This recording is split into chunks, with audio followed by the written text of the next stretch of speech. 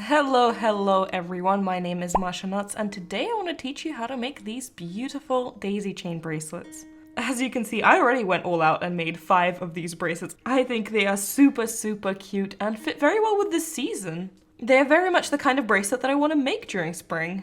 They don't require a lot of string, they're very easy to make, and very quick and fun to make. So I thought I'd make a tutorial for you guys. Now this is a very simple bracelet to make. There's not many steps and it only requires that you know the basic knots. But that being said, it does require that you know the basic knots and have experience with making them. So if you have no idea what bracelets are, I would recommend first getting the hang of basic knots and then coming back to this tutorial. If you are a beginner and you need the extra help, I have plenty of beginner resources. I would recommend you start with my beginner's guide, which is an overview video into friendship bracelets and all you really need to know as a beginner.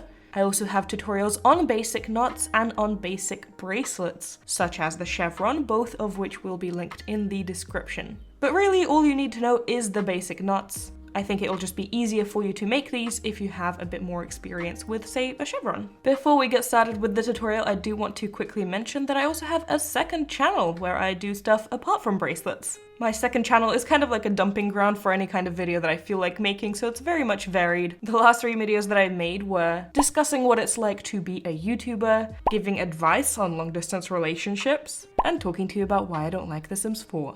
I post videos weekly on my second channel, so if you feel like hanging out with me and doing some random stuff, then definitely follow me on there. This channel is Masha Nuts, and that channel is Masha Doesn't Nut, and it's always linked in the description. I'll also leave my most recent video in the card and in the description as well. That being said, let's get into the tutorial. So you're gonna need 3 colors for this bracelet. In my case, 2 of them are always white and yellow for the actual flower in the middle. You don't have to go with white and yellow, you can go with whatever colors that you like, but I'm going to be referring to them as white and yellow. And the third color is the one for the background, and as you can see I've got different colors here. These strings are also going to be different lengths. Now if you've watched my beginner's guide video, you would have heard me talk about the length of strings and the fact that it's really individual to how you make your knots, the strings that you're using, and a lot of other factors. So I'm going to give you string measurements here, but it's not going to be one size fits all. And probably after making the first bracelet, you might want to make some adjustments for yourself and figure out how much string you actually need. But I'm going to give you a rough estimate. So the yellow string is going to be the shortest because you're only really going to make 1 knot with it for the center. I'd say make this one like 1.90 m, maybe 2 meters. The white string is going to be the second longest, and I'd say maybe 2.20 meters.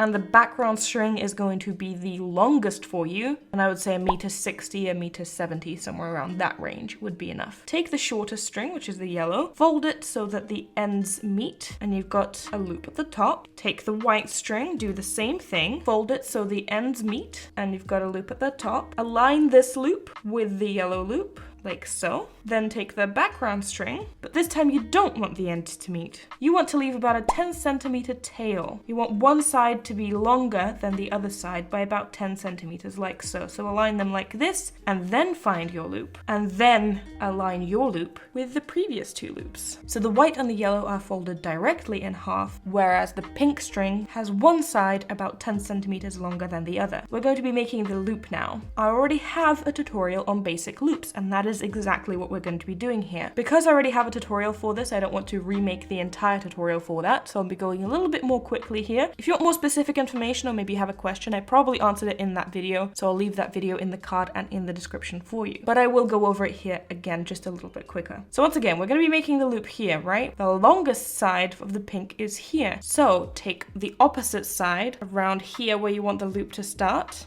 undo that loop, and pin down your strings where you measured it, where you want the loop to start. So once again, the longest part of the pink string, the background string, should be facing you now. You should have the longest part. Time to make the loop. Now with making the loop, it's really personal preference on how big you want that to be. The more knots you do, the bigger the loop will be. It's also personal preference for the middle of the bracelet on how many knots you want to do here. The more knots you do, the bigger that bubble will be. In my case, I've got 6 knots on either side. I tested it out and I decided that for me personally, that's the size that I want to go with. Depending on your string and depending on your knotting style, and also depending on what kind of visual you are going for, you may decide that you want more or less. Either way, I want the loop at the top to match what these bubbles are going to be like. like. And since I'm doing 6 knots here, I'm doing 13 for the loop. 6 for one side, 6 for the other side, and 1 for the top. So I would recommend, if you're going with maybe 4 knots here, to go with 9, 4 for the side, 4 for the other side, and 1 for the top for the loop. And so on. Whatever number you're going with here, I would recommend doubling that and adding 1 for the top for the loop. So since I'm doing 6, I'm going to be doing 13 knots right now. So taking the pink string, I'm going to do 13 forward-backward knots on this bundle. So a forward-backward knot on the entire bundle on both of these strings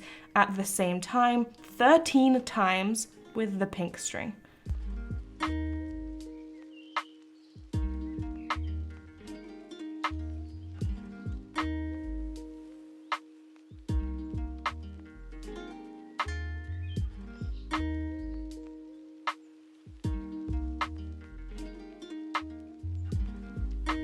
Alright, now I've got 13 knots, time to make a loop out of them. To make a loop, you literally just fold these knots. Alright, so now that we've made a loop and secured it to our workplace, time to arrange our strings. The pink strings go all the way to the sides, then the yellow strings and the white strings are in the middle. We're going to start with a forward knot between the 2 white strings. So let's do that. You're going to do that first forward knot very carefully since you're connecting the loop here. But there we go, that knot is done. You're then going to take the white string on the right, do a forward knot on the yellow, and then a forward backward knot on the pink. So forward knot on the yellow with the white string, and then a forward backward knot on the pink. Same thing on the other side, but with opposite knots. The white string is going to do a backward knot on the yellow, and then a backward forward knot on the pink.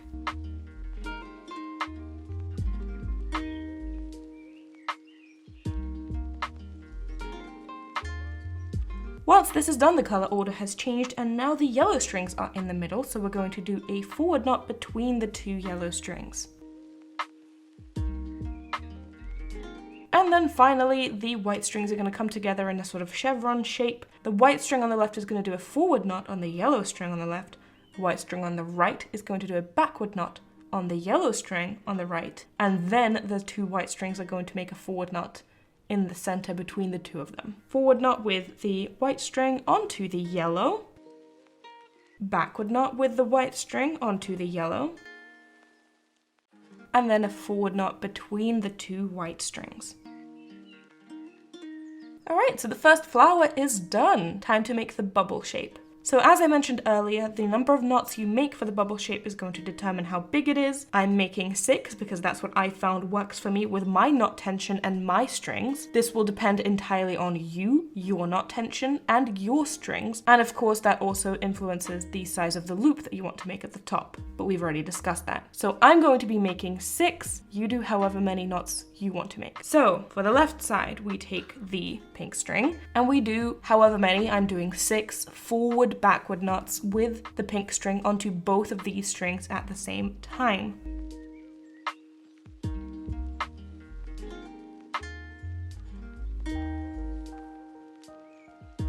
Once that is done for the left side, you're going to do the exact same thing on the right side. Take the pink string, but with backward forward knots. So I made 6 here. I'm going to make 6 backward forward knots again here. If you did more or less on this side, do the same amount of knots on the right side. So I'm making 6 backward forward knots onto both the yellow and the white strings with the pink.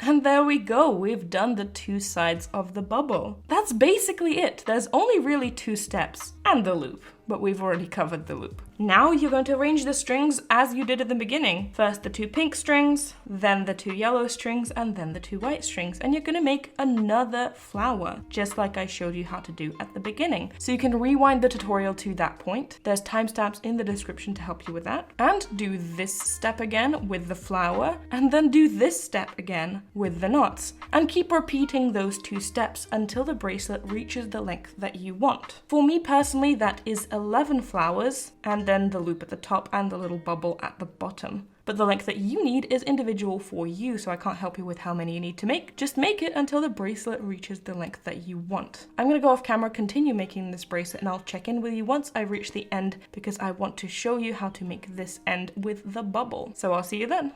Alright, so this is my last bubble. Now there are multiple ways of ending this bracelet. People do it differently. Some people like to finish on a flower and then just do whatever ends they're going to do. Personally, I like to finish on a bubble since you started with a bubble. So I'm going to show you how to do that. So once you've made your last flower, do the bubble as normal, but don't connect it in another flower. Instead, on the left side, you're going to take the pink string and you're going to do half of a forward knot, just half, so that the string is pointing inwards now. On the other side, you're going to take that pink string and do half of a backward knot, just half, so that the string points inwards. And then you're going to do a knot in between the two strings. I'm just going to do a forward knot. And there you go, that way the bubble is connected and you can do whatever ties you were going to do. As for me, I'm just going to do simple braided ties. I've got 3 strings either side, so I'm just going to do a simple 3-string braid. And there we go, the bracelet is done and it's now joined its siblings. As you can see, I went a little overboard. I made an entire collection of this pattern and I love it. It's an awesome pattern, super fun and quick to make, so I highly recommend it. These bracelets have absolutely taken over my Instagram feed. I feel like everybody is making them right now and I can understand why. They're really, really fun. So I highly recommend you make this bracelet as well. If you've got any questions about this tutorial or about how to make this bracelet, then leave them in the comments. I'll try to answer as many as I can. But that being said, I hope you enjoyed it. Before I go, I want to give a special shout out to my patrons and especially my top supporters whose names are going to appear on screen. Thank you guys so much for your support. It is with your support that I'm able to create these videos and these tutorials as well. If you also want to become a patron and get exclusive perks for your donations, such as gift packages from me every other month. In fact, I'm sending these bracelets to 6 of my patrons at random. All you need to do is sign up with the link in the description. And as I mentioned at the beginning of this video, if you want more content from me, then you should subscribe to my second channel, which is Masha Does It Not, and it's linked in the description. The new video coming out this week is going to be all about Club Penguin, which was one of my favorite games when I was a kid. But in any case, thank you guys so much for watching. I hope you enjoyed today's video and I'll see you in the next one. Bye!